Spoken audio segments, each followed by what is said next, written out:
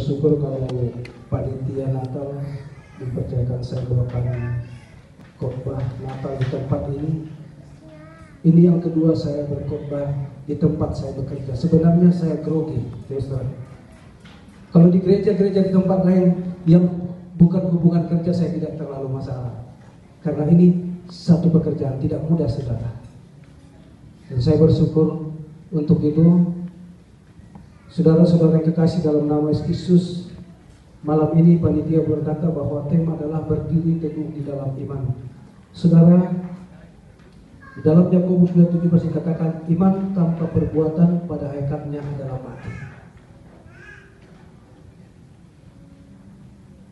Lalu di Ibrani 11 ayat 6a dikatakan tetapi tanpa iman tidak mungkin orang berkenan kepada Allah. Berarti iman sangat penting.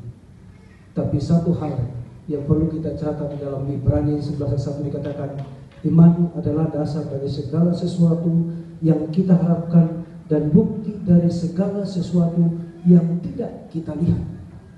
Saudara, saya yakin dan percaya kalau malam ini saudara datang ke tempat ini adalah oleh karena iman. Amin, saudara. Iman memang adalah dasar dari segala sesuatu yang tidak kita lihat, dan bukti dari segala sesuatu yang kita tidak lihat, dasar dari segala sesuatu yang diharapkan. Saudara-saudara kasih dalam nama Yesus Kristus, di satu sekolah dasar ada seorang guru ateis yang tidak percaya kepada Tuhan. Suatu saat dia mengajar di mulut SD, lalu dia tulis beberapa tulisan di papan tulis. Lalu setelah itu dia hapus. Setelah hapus dikatakan seperti itu kepada murid-murid. Nah, apakah kamu masih melihat tulisan yang saya tulis, yang sudah saya hapus? Katanya. Murid-murid serentak berjawab, tidak Bu Guru, katanya. Lalu apakah kamu melihat Tuhan? Katanya. Tidak Bu Guru, katanya. Berarti Tuhan tidak ada ya? Katanya. Sebagian berkata, iya Bu Guru, tapi kebetulan ada seorang anak yang rajin sekolah minggu rupanya. Dia berdiri dengan berani. Berarti dengan iman juga kayaknya dia berdiri. Dia katakan seperti ini kepada teman-temannya. Teman-teman, coba lihat Bu Guru. Semua melihat. Coba lihat. Nampak, kelihatan nggak otak Bu Guru, katanya. Tidak, katanya. Berarti Ibu Guru tidak punya otak. Kadang-kadang saudara-saudara kasih, kalau kita tidak melihat sesuatu, kadang-kadang kurang percaya, kita kurang termotivasi untuk sesuatu itu. Sering sekali kita dengar bahwa iman adalah dasar dari segala sesuatu harapkan, tapi kadang-kadang itu tidak cukup membuat kita menjadi kuat, membuat kita untuk bisa berdiri teguh di dalam segala situasi. Saya tidak bisa bayangkan, saudara, bagaimana Natal pertama dirayakan kira-kira 2000 tahun yang lalu. Di mana ketika itu malam-malam Yusuf dan Maria berjalan ke sana kemari, mengetuk pintu-pintu, mengetuk penginapan, saudaraku, tidak ada yang mau menerima, tidak ada yang mau mempersilahkan sang raja yang akan lahir. Dan di akhirnya, saudaraku, raja itu harus lahir di kandang domba yang hidup. Saya yakin di zaman ini juga sudah tidak ada orang yang pernah lahir di kandang domba, tapi raja ini harus lahir di kandang domba. Yang saya mau katakan, saudaraku, kita perlu belajar bagaimana iman, bagaimana teguhnya Yusuf dan Maria terus berjalan. Mereka tidak marah kepada Tuhan. Walaupun malaikat Tuhan berkata kepada mereka, kepada Yusuf, bahwa Maria yang dia kandung adalah dari Roh Kudus. Tetapi kenyataan yang mereka terima, saudara, mereka ditolak di mana-mana. Kenyataan yang mereka terima, saudaraku, anak itu harus lahir di kandang domba yang hina. Tapi mereka tetap teguh, mereka tetap tegar, saudaraku. Itu yang pertama, saudara-saudara yang kasih dalam nama Yesus Kristus. Yesus pernah berkata kepada murid-murid dan kepada banyak orang yang katakan seperti ini, Apabila engkau memiliki iman sebesar biji sesawi saja, engkau sanggup berkata hanya kepada gunung. Biji sesawi, biji yang paling kecil. Zaman ini saudara, saya melihat banyak orang memiliki iman sebesar gunung, tapi tidak bisa memindahkan masalah sebesar biji sesawi. Oleh karena apa? Karena iman mereka tidak bekerja, iman mereka tidak hidup. Dikatakan oleh firman tadi saudaraku bahwa iman harus diikuti dengan perbuatan-perbuatan sehingga dia menjadi sempurna. Maka kalau saudara percaya kepada Tuhan,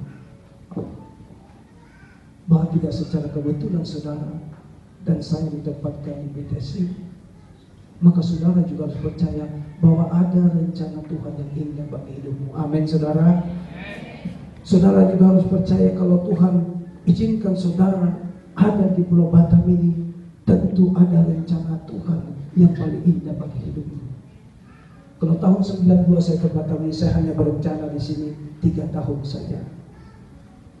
Itu rencana saya saudara. Tapi Tuhan bikin saya sampai sekarang, saya sudah tidak tahu berapa tahun itu saudara. Saya tidak tahu itu.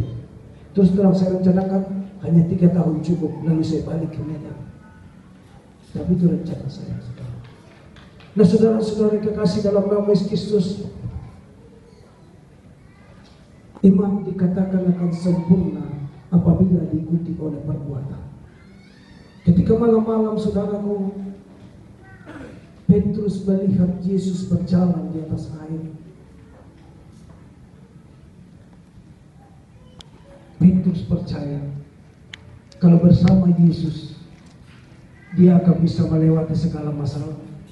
Kalau bersama Yesus dia bisa sanggup berjalan di atas air seperti Yesus. Maka dia katakan, Guru, aku mau datang ke sana. Dia katakan dengan iman saudara.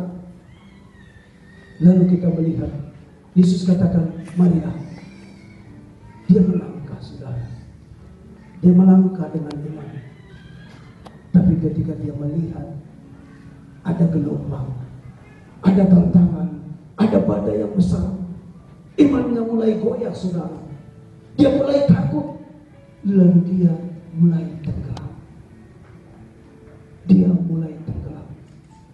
Persoalannya kadang-kadang saudara-saudara kekasih dalam nama Yesus Kristus, kehidupan Kristen kita, awal-awalnya kita begitu menggebu-gebu, awal-awalnya kita begitu percaya kepada Tuhan, tapi ketika persoalan, ketika masalah, ketika ada doa-doa belum terjawab, kadang-kadang iman kita menjadi lesu.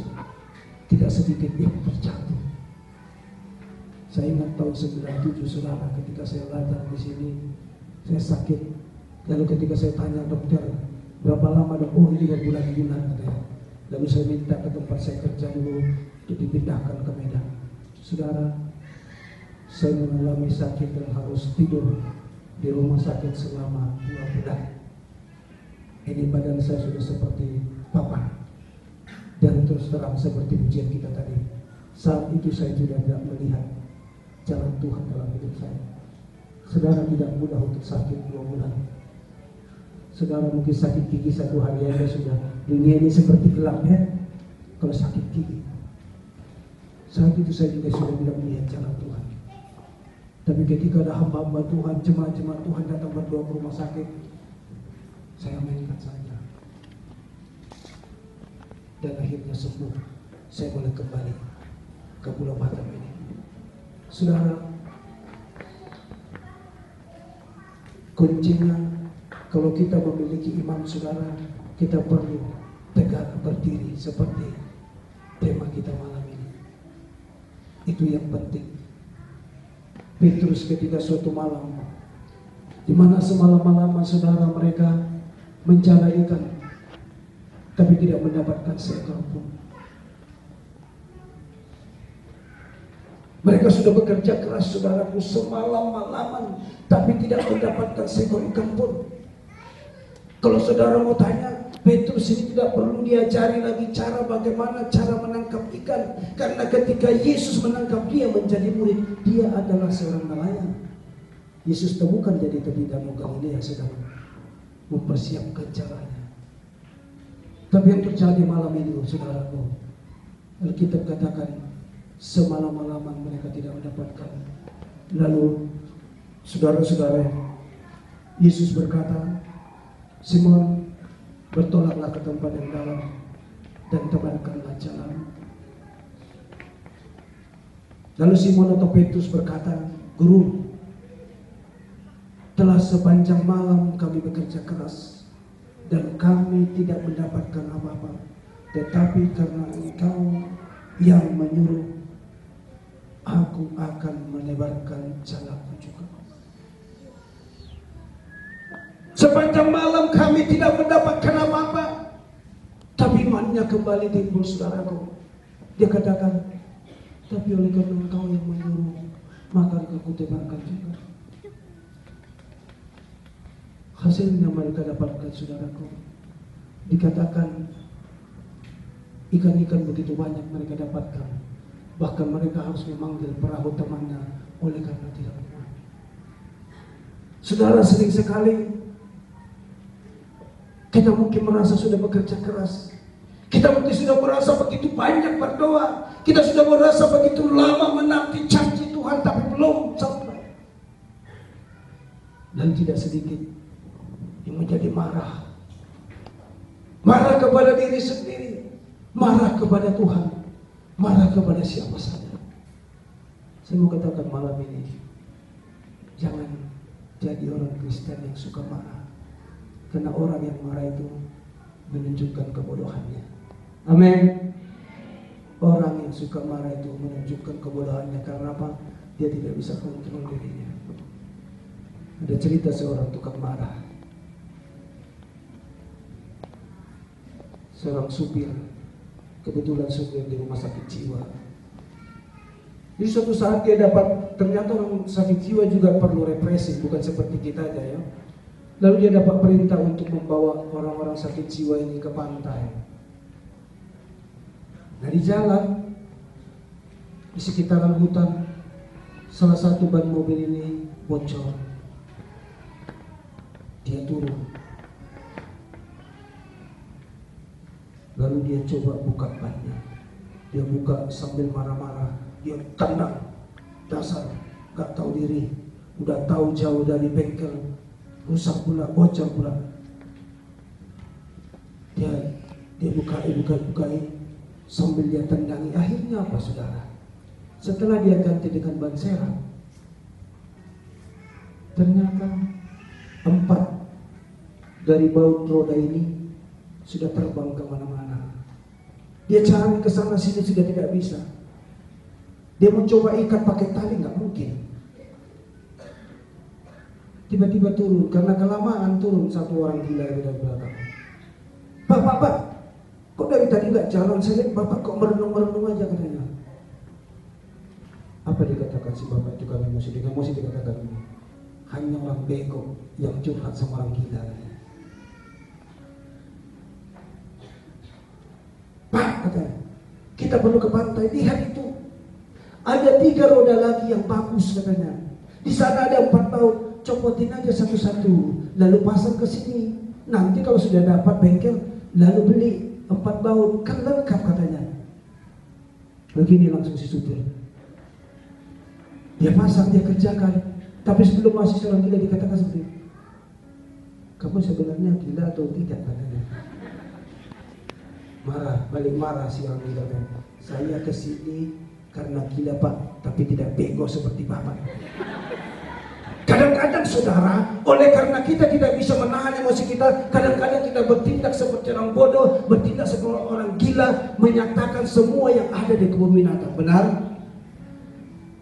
Jadi saudara jangan nanti tadi kau sudah angkat pujian, hatiku percaya. Jangan nanti ada pulang dari Natal ini, ketika kau ketuk pintu, temanmu lama buka, lalu mulai kau juga marah-marah.